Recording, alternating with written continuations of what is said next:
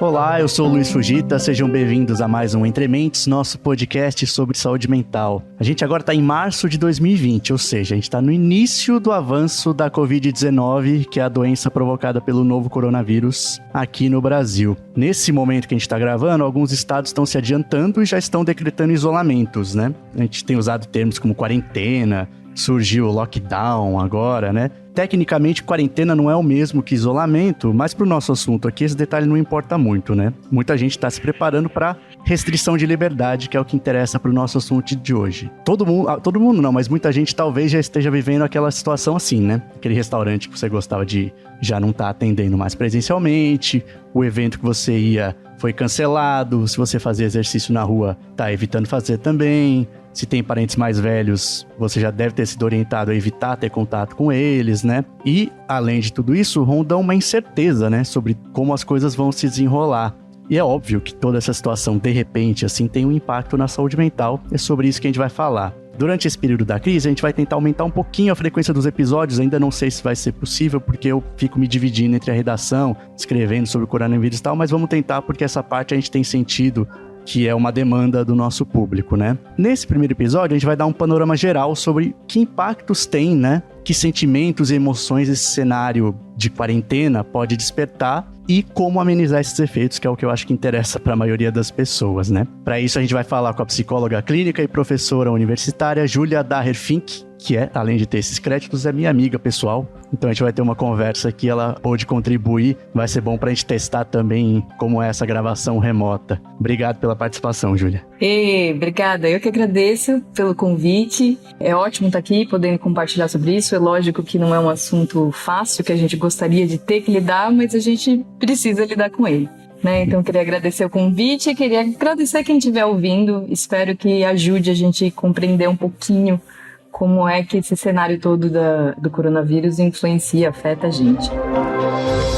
Como eu falei, então a gente vai dividir a nossa conversa em 2 blocos, tá? Até para você também tentar seguir esse roteirinho, mais ou menos. Primeiro vamos tentar entender esses sentimentos que surgem, né? O que esse contexto provoca na gente. E uma segunda parte seria o que fazer, né? Como que a gente lida com essas situações. Essa primeira parte, apesar de ser aqui, as pessoas pensam menos, né? Elas querem umas dicas muito práticas do que fazer no dia a dia. É interessante porque eu acho que o autoconhecimento, saber o que vem pra frente, né? Se adiantar a possíveis problemas é importante também para saber como lidar com essa segunda parte de realmente colocar algumas coisas em práticas, né? Então, para começar, né? Uma situação inédita como essa de quarentena, nesse nível, né? Que a gente tá vendo, global, né? Entre as emoções todas, né, que a gente sente, o que essa situação desperta de sentimentos, né, nesse momento? Olha, eu acho que qualquer condição aversiva e incontrolável, né, sabidamente por estudos aí da análise do comportamento, que é uma das abordagens da psicologia, geram sentimentos de ansiedade, sentimentos de angústia, desespero, bem tipicamente. Então, qualquer condição de incontrolabilidade ou de baixa controlabilidade, né, de dificuldade de previsão do que está por vir, costumam ser situações que aumentam o nível de ansiedade, a frequência dessas respostas, a intensidade delas. Então, eu não acho que é surpreendente que a gente esteja vivenciando nesse cenário já algumas pessoas, se não todos nós em algum nível, apresentando algum nível de ansiedade que pode ser bem importante, um nível de sofrimento considerável ou coisas mais corriqueiras que alguns de nós têm conseguido contornar. Mas acho que, como você disse, é importante a gente falar sobre isso porque a gente está falando de um cenário incontrolável que tende a ter uma duração grande. Então, mesmo quem não está sentindo ainda os efeitos de ansiedade, de angústia diante dessa situação toda, pode vir a começar a apresentar, né? Sim. Então, acho que é interessante que a gente fale sobre isso, não só com uma descrição de um fenômeno que está acontecendo agora, mas para a gente conversar preventivamente sobre coisas que podem vir a acontecer com vários e muitos de nós aí. Sim. Você diria que o que motiva mais, assim, a gente está mais no grupo dos sentimentos ligados à ansiedade, à angústia, é essa falta de controle? Eu imagino que sim. Eu acho que quando a gente pega a literatura da análise do comportamento, que é uma das abordagens da psicologia, a gente encontra bastante essa correlação, né? Então, quanto menos um ambiente provê condições de controlabilidade por parte do sujeito que está exposto a esse ambiente, maior é a frequência e a intensidade dessas respostas de ansiedade. Se a gente for pegar, por exemplo, situações mais corriqueiras, que provavelmente a maior parte de nós já vivenciou, que tem algum nível de incontrolabilidade, talvez fique mais fácil a gente entender. Sim. Por exemplo, quando eu estou esperando o resultado de uma entrevista de emprego, né? Eu já fiz a entrevista de emprego, já participei e estou naquele famoso aguardo, que parece uma eternidade, de uma resposta positiva ou negativa, que às vezes não vem nenhuma das duas, mas existe esse tempo de aguardo. Esse tempo de aguardo, ele é um tempo em que existe uma circunstância que a gente não tem ação sobre. Você já fez a entrevista, te resta aguardar. Então é uma situação de incontrolabilidade que muitas vezes gera um aumento de frequência de intensidade de respostas ansiosas, né? Sim. Ou quando você pensa, por exemplo, alguém que se sente muito desconfortável, muito tímido de participar de alguma situação social, né? Esse contexto de ansiedade social. Existe uma incontrolabilidade, a gente não tem como prever exatamente como as pessoas vão reagir à nossa presença, se a gente vai ser aceito, se a gente vai ser excluído. Então, existe um rol de incontrolabilidade nesses contextos que geram também ansiedade. Então, não é difícil a gente pensar que quanto mais incontrolável é um contexto, mais a gente vai apresentar respostas ansiosas. E o quanto mais a gente não tem controle, menos ainda, né? Ou seja, quanto menos controle a gente tem, ao longo do tempo, além da ansiedade, a gente pode ter um fenômeno que a gente chama de desamparo aprendido, que é um fenômeno que parece mais com a depressão. Então, a ideia é a gente pensar assim, as situações de incontrolabilidade geram ansiedade, se elas forem muito prolongadas e o controle for muito limitado, elas podem gerar esse cenário mais parecido com a depressão também. Entendi. A parte da ansiedade você estava falando, eu achei que ia ser um exemplo, mas é meio andar de avião, entra nessas também? Porque muita gente tem ansiedade por andar de avião, e aí eu acho que é uma que você realmente não tem, tirando os pilotos de avião, né? Sim. Ninguém sabe pilotar. E aí você fica ali, né, preso. Até sair daquela situação, fica uma angústia, né? Perfeito, Mais ou menos acho que é um ótimo exemplo. O mesmo mecanismo, né? E aí, assim, eu tenho, né, uma ansiedade leve diagnosticada, né? Mas eu não sou uma pessoa que pareço ansiosa na minha vida, assim, né? Pelo que a gente imagina que é aquela coisa mais estereotípica de ansiedade, né? Pessoa, assim, muito agitada. Eu não. Apesar disso, apesar de eu ter essa coisa de eu me manifestar de uma forma tranquila, eu tenho essa ansiedade diagnosticada. Então, assim, dentro desse espectro do transtorno de ansiedade, eu queria que você dissesse, nesse caso da quarentena, que ansiedade é essa que pode aparecer, né? Tá. Acho que você falou uma coisa importante, né? O que a gente sente privadamente, ou seja, aquilo que acontece embaixo da nossa pele, né? O que acontece dentro da gente, não é necessariamente igual àquilo que é manifesto publicamente, né? O que eu quero dizer assim, lógico, não é que a gente tem uma cisão entre aquilo que acontece dentro e aquilo que acontece fora. Mas muitas vezes a maneira como a gente manifesta, que a gente publiciza aquilo que a gente sente, não é exatamente uma correlação tão direta assim. Então, você pode estar se sentindo muito ansioso e transparecer pouca ansiedade. Isso tem tudo a ver com a nossa história, sobre como a gente aprende a se manifestar, como a gente aprende a nomear, descrever o que a gente sente. Então, existe essa variação mesmo na manifestação pública da ansiedade. Então, eu acho que essa variação a gente também encontra no contexto de pandemia, né? Acho que tem pessoas que vão ficar mais, vão ser mais facilmente identificadas como ansiosas do que outras. Mas eu tendo a dizer que as respostas mais frequentes de ansiedade que a gente encontra num contexto como esse, e aí eu digo tanto por material de estudo de quarentenas anteriores, quanto pela minha observação clínica, tem a ver com um medo bastante grande de contágio, né? Né, uma certa previsão pessimista sobre como que a doença pode afetar a si e como pode afetar outras pessoas em volta, né, pessoas queridas, pessoas mais velhas, talvez, com alguma condição de saúde. Acho que tem uma ansiedade importante em termos de questões materiais e financeiras. Eu acho que essas pessoas podem manifestar essa ansiedade através de insônia, através de aumento de consumo alimentar ou redução de consumo alimentar. Eu acho que com aumento de pensamentos intrusivos, pessimistas, né? Então existem manifestações mais públicas, né? E manifestações que são mais privadas mesmo. Tem pessoas que vão transparecer essa ansiedade demonstrando respostas de irritação bem claras, né? Então mais impaciência, mais dificuldade com o convívio social, se é que elas estão restritas no espaço em que elas estejam convivendo com familiares, cônjuges, etc. E, enfim, acho que são essas as principais, né? Um receio em relação à própria saúde e das pessoas no entorno, um receio em relação às questões materiais, e isso se manifesta de muitas formas, de muitas maneiras. Sim. Tem uma questão que, nesse tempo que a gente vem trabalhando após essa crise do coronavírus, a gente tem feito muitos conteúdos e feito muitas lives, então a gente tem muito contato com manifestações das pessoas, né, sobre esse contexto. E aí tem um ponto que me chamou a atenção, e eu queria que você comentasse. Uma vez a gente estava fazendo uma live no Instagram, já nesse período, um seguidor até perguntou, como que a gente sabe tanto sobre o vírus em tão pouco tempo? É uma pessoa que está, assim, talvez um pouco afastada do mundo científico, né? Imagina que, nossa, mas que impressionante, né? Já sabe tempo de incubação, tempo para aparecer sintomas, já estão fazendo vacina, etc. Ainda assim, a gente tem, assim, todo esse conhecimento acontecendo rápido, né? Uma demonstração de um progresso com todas as informações acontecendo, mas ainda assim persiste mais essa coisa da incerteza, né? Essa coisa de não ter controle. Apesar desses vários sinais contrários a isso, né? Que seriam mais otimistas ou mais positivos, né? Tem uma explicação para isso? A gente privilegia as coisas que são ruins? Olha, eu tendo a achar que, assim, isso eu tô falando menos compromissadamente com alguma vertente teórica da psicologia. Eu tendo a achar que o sofrimento, ele é mais palpável um pouco do que as condições mais tranquilizadoras, assim. Eu acho que, sei lá, eu sempre penso numa cena bem típica da minha infância, que era quando eu estava fazendo alguma viagem longa de carro, de ônibus, sei lá.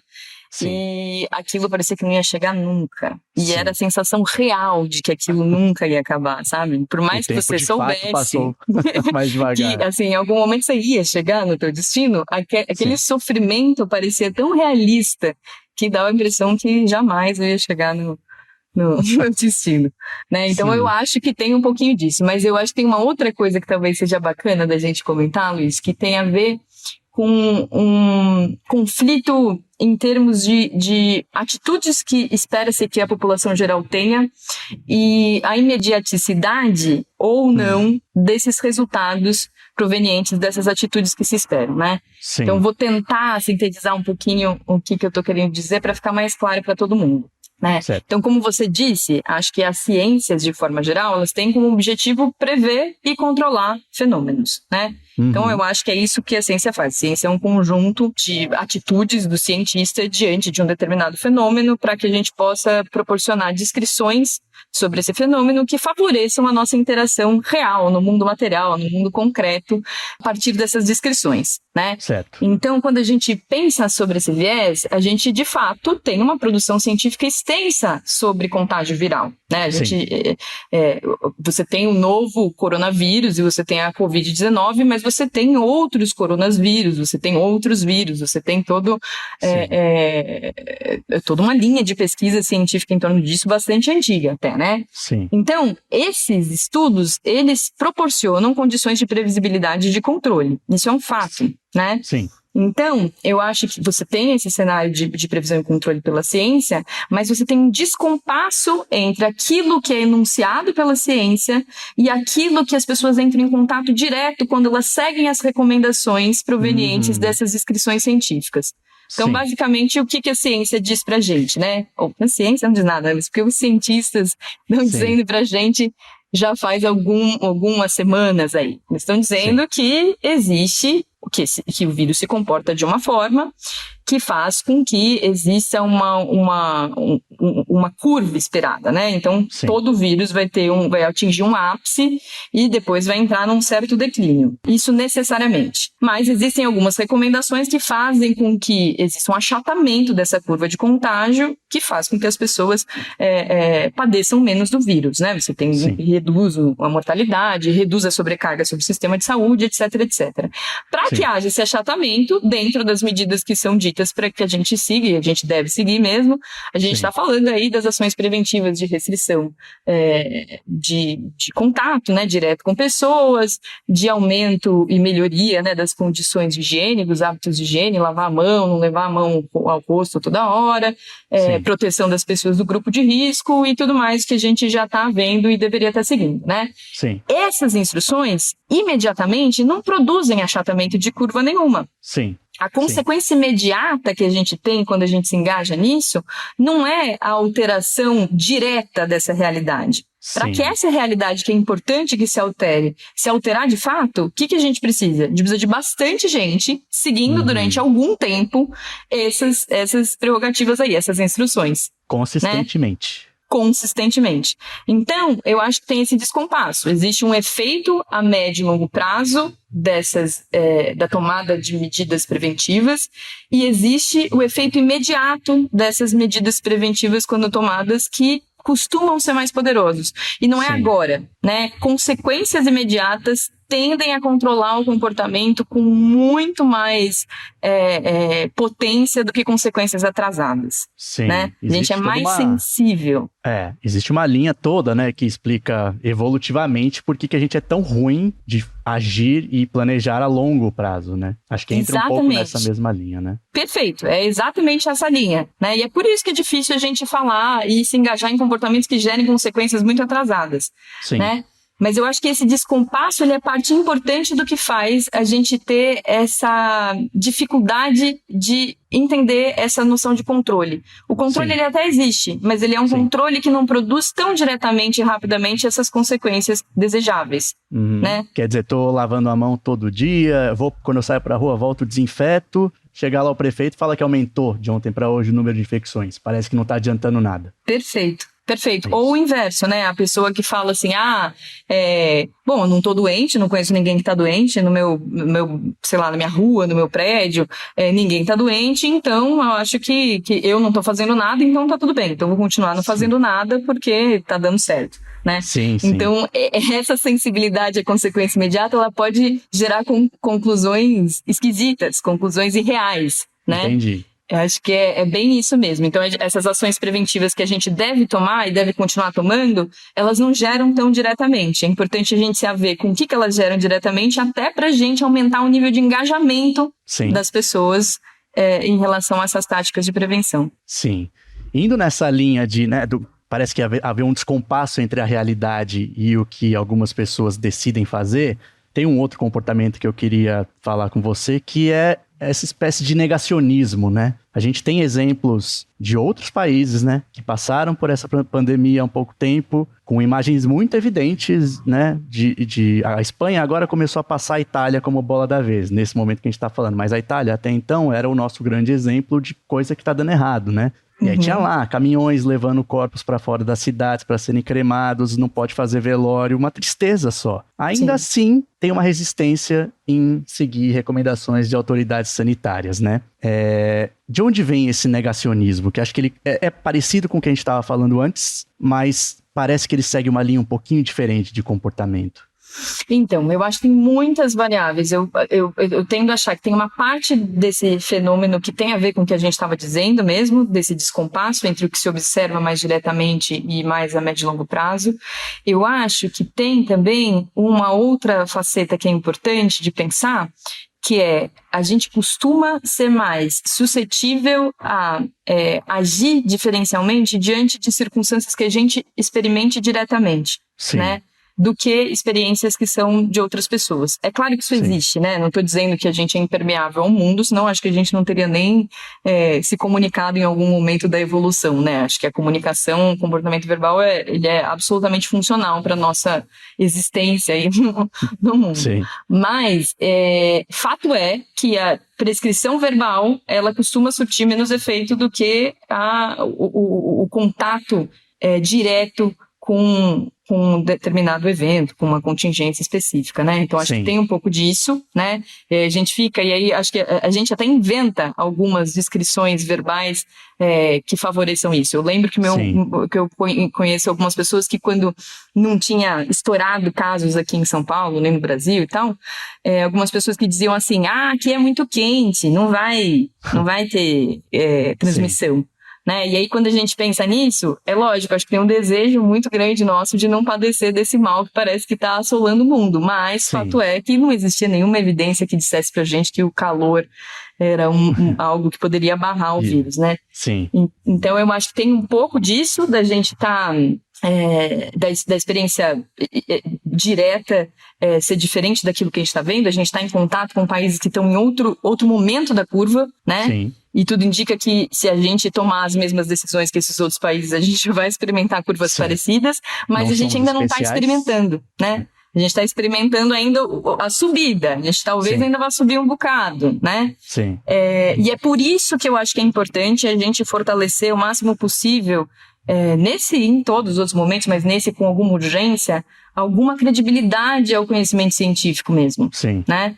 Porque se essa incontrolabilidade aumenta os fatores ansiogênicos, a gente tornar claros os achados científicos aumenta a nossa condição de prever o que vai acontecer. Sim. Né? Uma e confiança prever... de que aquilo lá tem grande chance de acontecer daquela forma, né? Exatamente. E aí eu acho que é isso. A gente pensar assim, que a previsão nem sempre vai ser uma previsão deliciosa, que a gente goste de lidar com essa realidade. Às vezes as previsões providas pelas ciências não são, né, uma gostosura de se lidar mesmo. Sim. Mas eu acho que faz com que a gente esteja tateando um terreno que tenha mais contornos. É menos às cegas, né? Sim. É diferente, por exemplo, da gente pensar num correlato histórico viral aí, quando a gente estava pensando na expansão da AIDS, né? Sim. Como doença. Que naquele momento passou um tempão até que você tivesse produção acumulada de ciência para entender sobre coisas básicas da transmissão daquele vírus. Sim. Né? E aí você tinha lá, né, durante um tempo, as pessoas acreditando que você tinha, se você tivesse contato próximo, isso já era uma condição de infecção importante e tal. Então, acreditar na ciência faz com que a gente revise algum desses tabus e tire até um pânico que possa ser gerado em relação a tudo isso.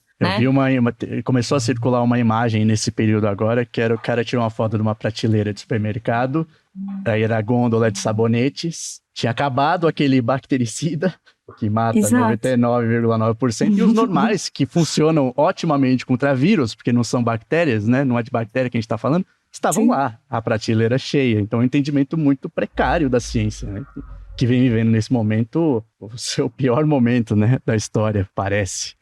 Exato.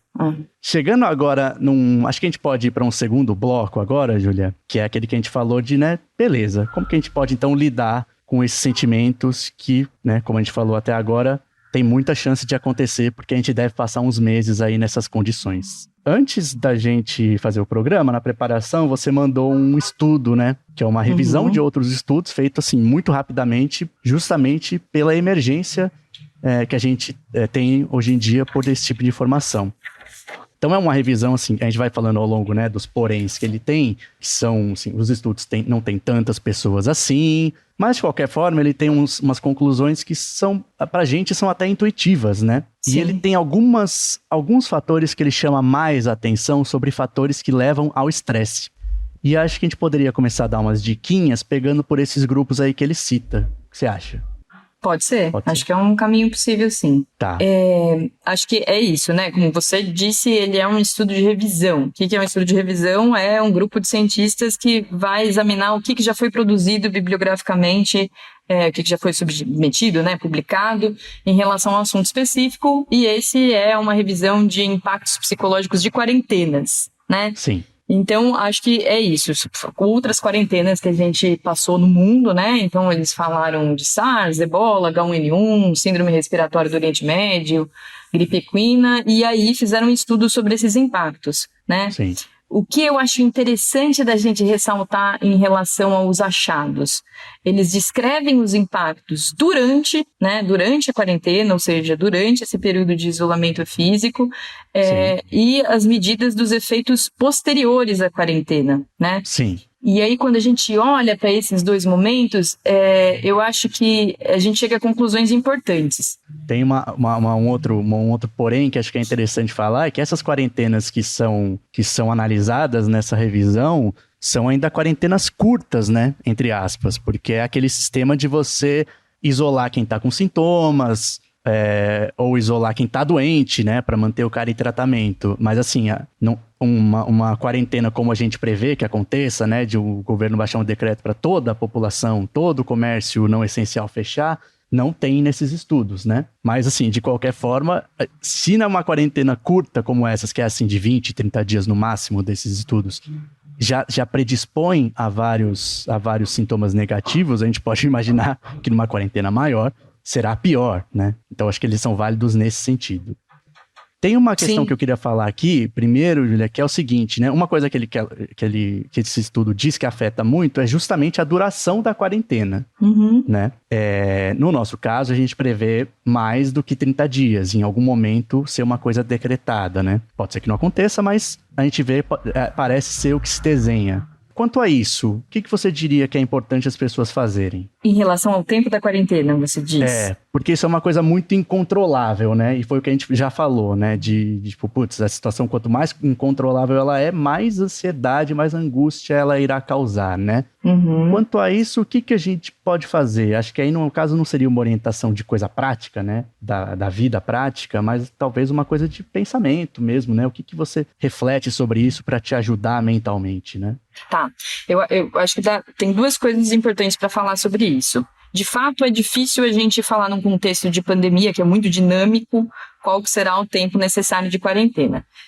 Esse estudo sugere uma coisa em termos de políticas públicas e de posicionamento público de líderes, que o quanto mais honesta, clara for a informação, transparente, maior é a adesão das pessoas à quarentena. Então, isso é uma coisa importante da gente ficar atento, né? Quando a gente tem um posicionamento político muito relutante ou muito oscilante, ou que negue, subestime o potencial de prejuízo que um vírus pode gerar, a gente gera uma ambiguidade no que é transmitido para a população, e isso pode acirrar, inclusive, os sintomas psicológicos aí atrelados a isso, né? Diferente a gente submeter a algo que a gente sabe, isso, né? Que você sabe que tem um começo, meio e fim, do que algo que, 2 semanas, mais 2 semanas, mais 2 semanas, né?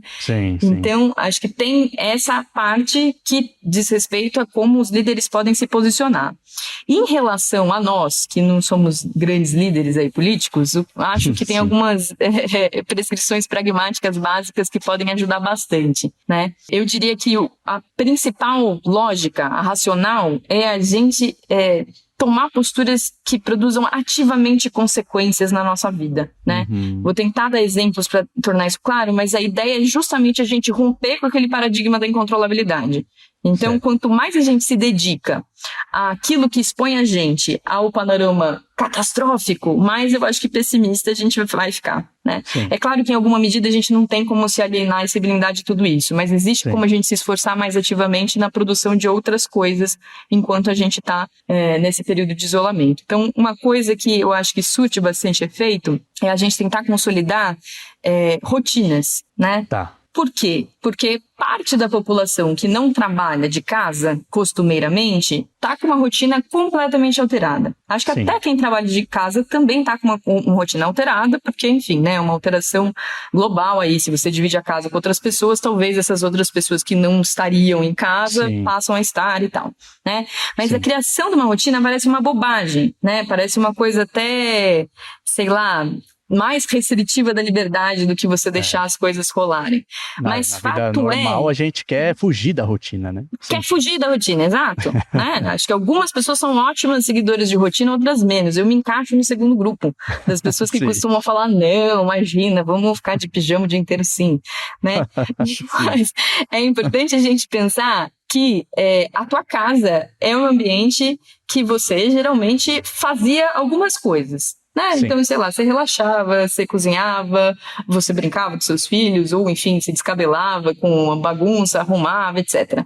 Essas atividades, elas passam a ocupar diariamente outros momentos que elas não ocupavam antes. Então, a gente criar uma rotina de horários e com marcadores claros desses eventos, da sequência desses eventos, podem ajudar a gente a continuar se engajando nesses comportamentos todos, né? Então, basicamente assim, quando a gente diz de uma consolidação de rotina, a gente está falando de você tentar dormir em momentos semelhantes, né? Não precisa ser uma rotina militar, mas eu acho que é tentar dormir mais ou menos pelo mesmo horário, acordar mais ou menos pelo mesmo horário, você estipular... Pelo mesmo horário. Isso, estipular as atividades que você tem que fazer em horários definidos. E é claro, gente, eu acho que essa é uma recomendação que não é para virar uma pecha, né? Não existe uma receita de bolo para eximir qualquer possibilidade de se sentir ansioso. Mas isso não é para virar uma pecha, é para virar uma dica, né? Sim. Se você tem uma condição que inviabiliza que você consiga planejar seu dia, você não precisa ter um planejamento horário, mas você tem um panorama básico do que você vai fazer. Armar condições para que você consiga seguir a tua rotina, mesmo que ela esteja bem diferente do que você viveu nos últimos meses aí anteriores a esse período. Sim. Tem um segundo ponto que é levantado na revisão como um fator importante, e esse é bem de uma situação de pandemia, né? Que é o medo de se infectar. Você Sim. tem alguma recomendação legal para quem fica com uma certa neura, assim, de se pegou, se pode ter pegado ou não, medo de passar para alguém? Tem algo que você acha mais nessa linha?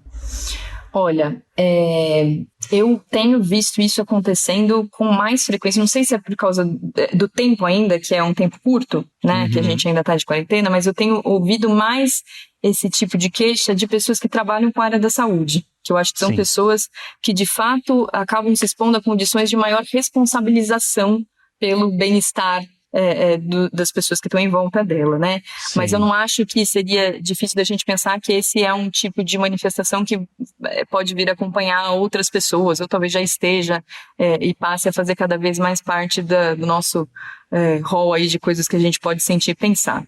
Eu acho que tem uma coisa que é assim, quando a gente fala dessas táticas de prevenção, a gente está falando do controle possível desse contágio, né? Sim. O que eu estou chamando de controle possível? É aquilo que a gente já sabe que diminui as chances de se adoecer e de se transmitir uma doença.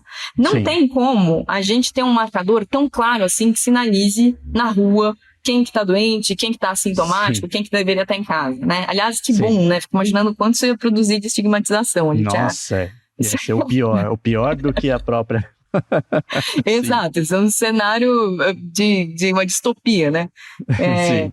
Mas o que eu acho então assim, a gente pode tomar essas medidas. Essas são as medidas que a gente tem controle, né? Sim. Então, vamos lá, vamos melhorar os hábitos de higiene, vamos lavar mais as mãos e tal. E eu acho que isso é o que dá para fazer.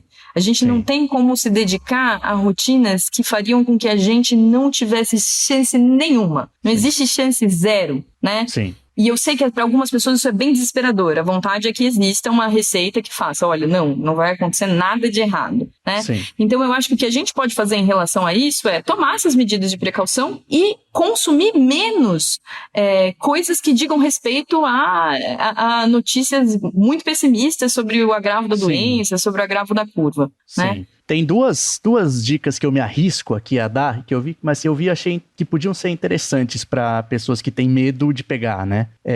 Uma delas uma característica que fez essa pandemia acontecer é que o novo coronavírus pega muito fácil, de fato, né? Sim. Porém, se você tem a possibilidade de ficar em casa, é suficiente para você diminuir bastante esse risco. Isso. Né? Não é como um apocalipse zumbi, em que sua casa pode ser invadida pelo agente que vai te infectar, né? Então, se você tem essa possibilidade, diminui bastante. E a outra que eu imaginei que poderia servir é uma que a minha terapeuta fala bastante, que é atenha-se ao real, né? Então é meio assim, você está fazendo as medidas que são conhecidas e que previnem? Estou. Então, de onde está vindo esse medo? Ele tá vindo de alguma coisa que é real, ou você só tá com medo de pegar, baseado em nada, né? Praticamente nada. Então, acho que essa consciência ajuda um pouco, né? Ajuda a gente tanto a seguir as medidas de higiene, né, básicas, quanto a aplacar um pouco esse possível medo que a pessoa pode ter, né? Acho que isso ajuda. Tem uma outra coisa... Você falou bem melhor do que eu, vai. Imagina, que isso. Tem uma coisa que eu queria comentar aqui, que você também falou, que tem duas coisas que podem surgir muito nesse período, que são tédio e frustração. Uhum. Queria que você comentasse um pouco, né? Aquela frustração de tipo, queria ir lá encontrar um amigo, queria ir lá no parque que eu ia e não dá. O que a gente pode fazer para diminuir, amenizar um pouco esse sentimento? Tá, eu acho que são sentimentos bem típicos. Talvez, se eu pudesse dar um palpite, que não sei como que vai ser bem sucedido ou não, daqui a algumas semanas a gente revisa isso que eu disse, mas eu tendo a achar que frustração e tédio são sintomas que vão começar a aparecer com cada vez mais volume, né? Acho que a gente vai aprendendo a lidar, mas eu acho que à medida que o período de isolamento vai se deflagrando mais longo, aí a gente talvez experimente isso com maior intensidade. Então eu acho que já vale a pena a gente pensar que uma vez que não dá para a gente manter os mesmos hábitos, que a gente tente trazer esses hábitos para perto da gente. Trazer a rua para dentro de casa, não no sentido literal, pelo amor de Deus, mas no sentido de tentar aproximar coisas que você teria contato mais corriqueiro e naturalisticamente falando, que você deixa de ter. Porque quando eu saio para trabalhar, eu posso nem naquele dia ir encontrar alguém para tomar uma cerveja. Mas quando eu saio para trabalhar, eu vou ver pessoas, eu vou conversar com pessoas, eu vou falar bom dia, boa tarde, fazer uma piada qualquer. Isso já é socialização. Quando a gente pensa no isolamento físico, essas condições se restringem, né? Então, tentar trazer o contato social para algo mais corriqueiro, diário, por intermédio, né, de plataforma digital, aí, de chamada de vídeo, etc., pode atenuar um pouco essa sintomatologia da privação afetiva, né? Sim.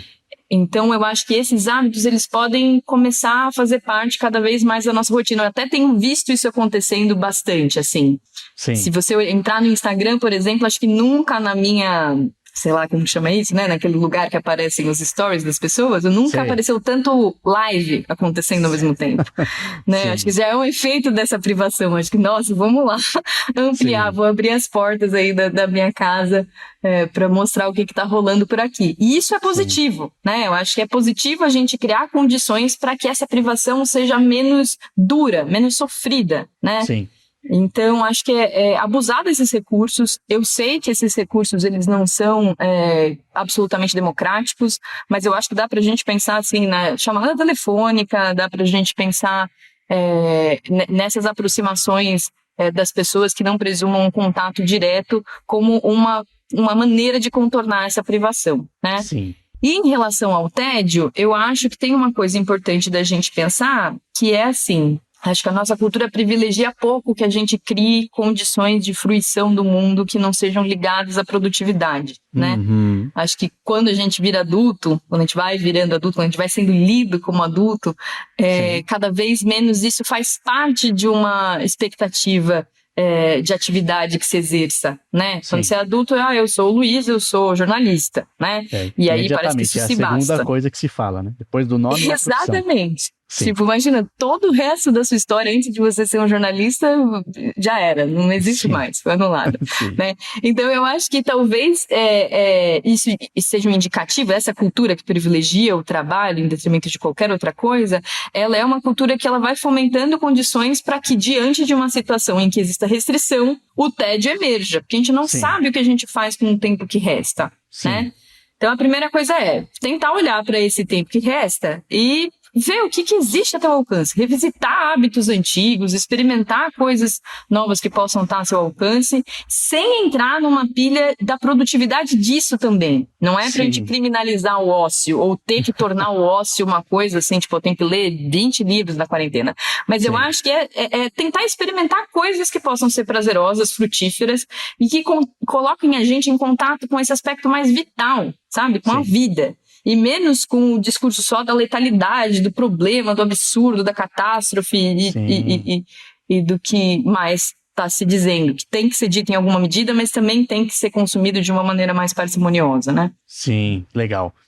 Finalizando aqui, Júlia, os últimos dois, eu queria um comentário em outra linha. Porque, assim, eles saem um pouco do que o indivíduo pode fazer. Tá. Então, assim, os dois últimos fatores que esse estudo chama bastante atenção como fatores estressores são perdas financeiras e falta de acesso a suprimentos. Sim. Isso já é tarde para a gente estar começando a falar, mas sozinho, a própria pessoa que pode ser afetada por perda financeira e falta de suprimentos, pouco pode fazer, né? E mesmo outras pessoas que queiram ajudar individualmente, podem fazer pouco também, né? No volume que a gente imagina que vai precisar, pelo menos, né? Então, assim, a gente não tem aqui um programa que vai falar alternativas para uma empresa mitigar suas perdas financeiras com delivery, home office, seja lá o que for. A gente está falando de outra coisa aqui, né? Então, eu queria que você falasse um pouco sobre o que a gente precisa como sociedade fazer para amenizar essas perdas que outras pessoas vão ter, e na verdade a maior parte do Brasil vai ter, né? Isso. O que a gente pode fazer como grupo, né? Olha, eu acho que é essencial, essa parte da discussão é fundamental. Acho que quando a gente pensa das nossas dicas de condutas individuais, isso é absolutamente importante para a nossa saúde, mas eu acho que é importante a gente pensar que esse contexto de pandemia convoca a gente para uma circunstância que só a atitude coletiva gera resultado positivo. Sim. Né?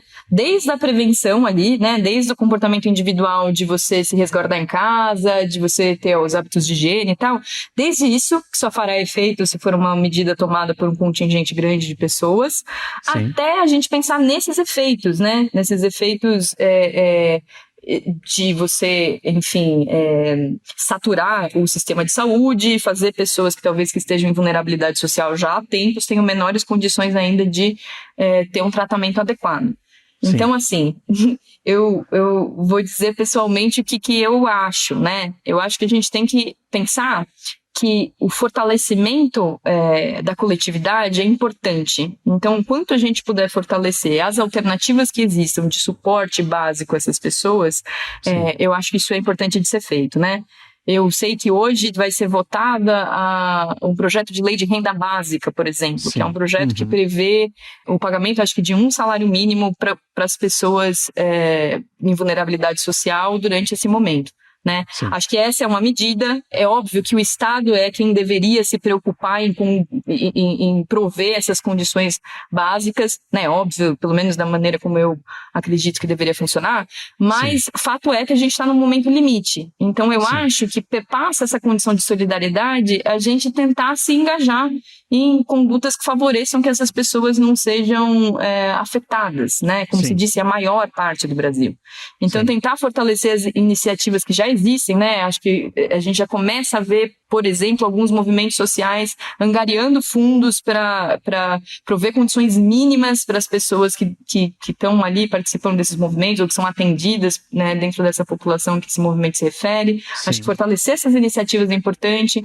Fortalecer, eu acho que essas alternativas da política mais institucional, né, esses projetos de lei, seja favorecer, enfim, deixando isso claro, né, transmitindo, compartilhando essa mensagem, a importância disso.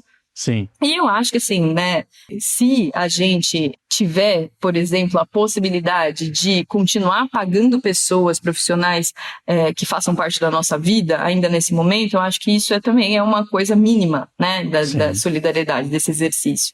Então, a gente está diante de uma situação que coloca a gente bem claramente diante de uma circunstância em que a gente tem que optar pela manutenção de riquezas e pela menor perda possível em termos de humanidade, né? Sim. E é uma decisão complexa de se ter, porque você vai ter danos de todos os lados. Mas eu tendo a achar que o privilégio da humanidade, ele é um privilégio que faz bem coletivamente, inclusive para a nossa saúde mental, sabe? Pode ser um bom jeito da gente pensar em hábitos positivos para a manutenção da nossa estabilidade individualmente e tal, a gente pensar nos hábitos solidários, né? O fortalecimento dessa solidariedade como uma maneira de enfrentar essa pandemia. Sim, a gente tem visto bastante as orientações sanitárias que estão predominando serem contra-argumentadas com a parte da economia, né? A economia vai quebrar, o Brasil não pode parar, acho que é o slogan do nosso governo federal no momento, né? E o que eu tenho visto, na verdade, é que as duas coisas, elas não excluem uma a outra, né? Então você tem o combate à pandemia é uma frente de saúde pública e a manutenção da economia tem diversas ferramentas para se manter que não mantém a vida normal, que é justamente o que vai contra a orientação sanitária. Uma das melhores entrevistas que eu vi esses dias, o especialista em economia falava, você tem que considerar que a situação é como se fosse a pandemia fosse uma situação em que o seu país está em guerra. Em guerra, as pessoas não ficam falando assim, não, vamos manter a vida normal para continuar produzindo, porque a gente precisa de dinheiro. Não, você transforma tudo o que tem. Fazia sapato, vamos fazer bala agora, que é o que a gente precisa. Você muda e os países se endividam, porque eles precisam dar dinheiro para as pessoas continuarem sobrevivendo sem manter a vida normal delas, né? E acho que isso está faltando um pouco no discurso e às vezes as pessoas que você percebe que tem a tendência de ser solidárias, fica um pouco nessa, mas realmente a economia não pode parar, né? Realmente não pode, mas tem várias formas de você manter ela funcionando, né? E aí eu queria que você finalizasse, né, finalizando o nosso programa, falasse um pouco sobre isso, porque é também uma conclusão da revisão que a gente tomou meio que como fio condutor, que é a importância do altruísmo para atravessar esse momento, né? Ele pode ser benéfico, né? Como é que o altruísmo é visto, né, na psicologia? O que ele pode fazer pela gente? Olha, eu acho que o altruísmo, né, essa capacidade que a gente tem de ficar sensível às contingências do nosso entorno, mesmo que elas não afetem a gente tão diretamente, é algo bem importante. E é importante de ser fortalecido como prática. Ela não é uma prática óbvia, né? Sim. Ninguém nasce altruísta, ninguém nasce com uma sensibilidade ao outro, assim, inatamente, né? Sim. O que eu acho que a gente faz, a gente tem uma cultura que pode privilegiar mais esses ganhos individuais em detrimento de ganhos coletivos. Sim. E eu acho que a gente tem que pensar na cultura como algo transformável. A cultura é um movimento. A cultura não está ali morta, né? E sendo perpetuada ad eterno. Que bom que não. A gente pode transformar isso, né? Então, talvez esse seja um momento para a gente revisar essas práticas altruístas. Sim. E eu acho que, sem dúvida, quando a gente consegue olhar para além do nosso sofrimento, e nem sempre isso é possível, tá? Mas quando eu acho que isso é possível, quando a gente consegue olhar para o nosso entorno, a gente consegue, primeiro, desfocalizar do nosso problema como sendo o cerne de tudo que acontece. Sim. E às vezes a gente olhar para o lado ajuda, inclusive, que a gente mantenha um olhar sobre depois aquilo que a gente está sentindo de novo, que seja novo, que seja mais rico. E eu acho um tanto porque se a gente fortalece esse padrão como um padrão social relevante, a gente começa a valorizar esse tipo de conduta. Sim. A gente começa a valorizar a conduta da pessoa que, de fato, vai armar condições para que o outro não padeça de um mal que ela já sabe que ela está sanada, né? Então, o altruísmo ele faz parte da consolidação de um estado de saúde mental e coletiva. Acho que é importante pensar, assim, que quando a gente fala de saúde mental, ou quando a gente fala de psicologia, né, de forma geral, dá a impressão que a gente está falando do indivíduo, né? A gente está falando sempre do que acontece na mente, seja lá onde fique a mente, né? Mas de o que acontece em termos subjetivos de uma pessoinha ali. Sim. Sendo que eu acho que, assim, a despeito da abordagem que um psicólogo ou uma psicóloga siga, existe a noção de que esse sujeito está em relação. Sim. A nossa subjetividade se constrói através da relação. Se ela se constrói através da relação, acho que o quão mais a gente focalizar em relações que coletivamente produzam algum senso de justiça social, e óbvio que é difícil produzir consenso sobre isso, mas quando a gente se aproxima disso, talvez a gente consiga construir subjetividades mais saudáveis para si e para o mundo, sabe? Eu sei que parece um jeito utópico de lidar com essa realidade, mas eu de fato acho que talvez seja uma convocação, né? Lógico, não intencional. O vírus não está pensando em fazer a gente ser uma unidade melhor e nem pior. Mas assim, é uma convocação a gente repensar nossas práticas culturais e que talvez a gente privilegie mesmo essa maneira de interagir que seja mais altruísta. É uma oportunidade, né? É uma oportunidade. Legal, Júlia, acho que foi uma boa forma da gente terminar, né? Trazendo um pouco para essa nossa vida comunitária, que fica realmente esquecida. E é verdade, ainda mais quando a gente fala em saúde mental, né? Os tratamentos são individualizados, né? As terapias são no máximo de casal, mas a gente esquece um pouco, né? Dessa parte de saúde mental coletiva, de fato. Tem algo que a gente não trabalhou aqui que você queria deixar como uma última mensagem? Eu acho que tem uma coisa, assim, que é uma coisa que eu tenho percebido bastante nos atendimentos clínicos, né? Acho que a gente está num momento de pandemia que faz com que a tônica central do que é dito, do que é falado em todas as plataformas que a gente acessa tem a ver com isso, né? Sim. E isso é óbvio que iria acontecer, né? É um contexto absolutamente novo, existe uma curiosidade, uma expectativa de se entender o que está acontecendo e existe uma profusão gigantesca de informações. Então, uma coisa que eu tenho visto e que tenho tentado conversar com as pessoas que eu atendo é pensar no consumo dessa informação. Né? E aí, o que eu acho? Acho que vou retomar até uma coisa que você disse que foi bastante interessante, que acho que você disse que a tua psicóloga te falou, né? Você tá tomando a precaução de não sair de casa? Você tá fazendo os hábitos sanitários aí que foram instruídos? Sim. Então, meio que é isso que te faz o máximo possível reduzir as condições de contágio. Então, Sim. assim, é pensar que o consumo exacerbado e ilimitado de informações sobre isso não te faz Sim. imune e não te faz menos vetor. Sim. Existe um limite de quanto a informação pode ser algo que colabora para a ansiedade ou não. Então, não é uma regra geral, mas eu acho que é importante a gente começar a ficar sensível sobre que acesso é esse, que informação é essa que a gente consome. Acho que olhar criticamente, ativamente para essas informações também é uma maneira de consumi-las mais adequadamente. Sim. Né?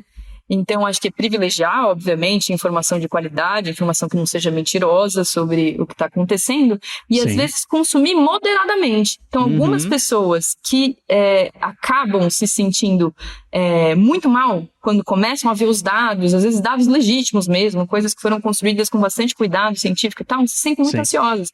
Então, para essas pessoas, talvez não seja adequado assistir todas as lives possíveis o tempo inteiro, né? Sim. Então, a gente precisa ter essa sensibilidade de procurar ativamente se engajar naquilo que faz com que a gente consiga manter uma vida minimamente tranquila nesse estado todo, né? Então, é consumir parcimoniosamente. E eu acho que, assim, consumir ativamente, não passivamente. Quando a gente abre Instagram, Facebook, Twitter, etc., qualquer site, né, de notícia, você está sendo inundado, né, o tempo inteiro. Então, procurar e restringir ativamente também é uma relação de controlabilidade que a gente se coloca. Sim, né? sim. Então, eu não vou Entra consumir a todo exercício tempo. que você falou antes, né? Isso. Então, eu acho que essa é uma maneira importante da gente se entender com essa informação que a gente pode receber o tempo inteiro. Se for possível e se for interessante para você, para quem está ouvindo, fazer um uso restrito, um consumo restrito disso pode ajudar bastante também. Sim. Para mim não é muito possível porque eu fico, né, em cima disso. Você é verdade. Todos os dias. Mas acontece um pouco isso, a gente teve um grande trabalho de pegar as informações e agora as informações que vêm, assim, de conhecimento sobre o vírus não mudam tanto, né, na verdade. São mais notícias de número, casos, aí são mais aquelas coisas que podem causar ansiedade mesmo, porque é o número de novos casos infectados, o número de mortos, não sei onde chegou a pandemia, antes não tinha, mas o conhecimento que ajuda a gente a lidar meio que está estabelecido, né? Claro que a gente vai conhecendo cada vez mais, mas num ritmo menor. Então acho que a gente também pode mudar esse ritmo mesmo de consumo de informação. Muito obrigado, Júlia, por ter participado. Acho que a gente começou a ajudar bastante o nosso público em relação à saúde mental. Espero que a gente possa fazer outros programas sobre outros assuntos aí, esmiuçando mais conforme a gente entra nesse período. Muito obrigado. Eu que agradeço. Tchau, tchau. Obrigada. Tchau, tchau. Muito obrigado por terem ouvido mais esse Entre Mentes. A gente fica muito feliz de poder ajudar e percebe que as pessoas estão precisando, né? A gente recebe cada vez mais dúvidas sobre saúde mental, o que é importantíssimo, né? Saber que as pessoas estão preocupadas com isso também. Às vezes a gente fica com a parte de prevenção, as medidas de higiene, os cuidados mais práticos e esquece que essa parte de saúde mental também é importantíssima e pode, inclusive, afetar o nosso cuidado com todo o resto que é necessário, né, da parte física. Se vocês tiverem dúvidas, a gente vai tentar fazer esse podcast com mais frequência, né, talvez semanal, talvez 15 dias. Não prometo, porque a nossa equipe é pequena e aí eu preciso me dividir ajudando a escrever textos e tudo mais. Mas quem tiver dúvidas, né, a gente começou só a abordar essa coisa da ansiedade num período de confinamento. E se tiverem dúvidas ou sugestões de pauta para esse período, podem mandar. A gente está concentrando no Twitter do portal Drauzio Varela com a hashtag CoberturaDV. Então é só mandar lá quem tiver uma sugestão do que a gente pode tratar aqui. Outras frentes, né, da saúde mental nesse período, vai ser muito bem-vindo. Obrigado, até o próximo.